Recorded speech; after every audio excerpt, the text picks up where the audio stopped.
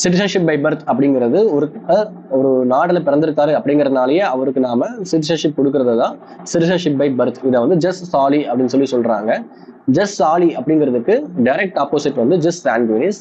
Just soli அப்படிங்கிறது citizenship by birth. Jus sanguinis அப்படிங்கிறது citizenship given because of blood relatives அப்படின்னு சொல்றாங்க.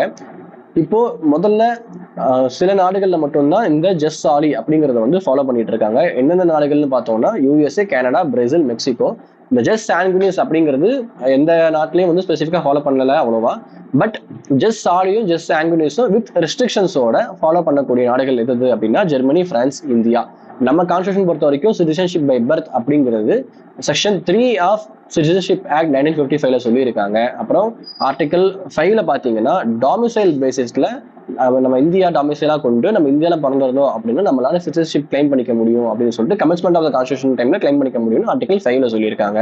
அப்புறம் இப்போ அட் பிரசன்ட் வரைக்குமே section 3 of constitution citizenship act 1955ல இந்த நம்ம பிறந்திருக்கணும், இல்லையா பேரண்ட் ஒருத்தவங்க இருக்கணும், இல்ல நம்ம பிறந்திருக்கணும், நம்ம பேரண்ட்ல 2 பேரும் இங்க பிறந்திருக்கணும், இல்ல எனி ஆஃப் ஒன் பேரண்ட் வந்து இங்க இல்லீகல் இமிகிரண்டா இருக்கக்கூடாது அப்படிங்கிற இந்த ரெஸ்ட்ரிக்ஷன்ஸோடைய இந்த செக்ஷன் 3ல சொல்லியிருக்காங்க சிட்டிசன்ஷிப் பை பர்த் கிளைம் பண்ணிக்கிறதுக்கு.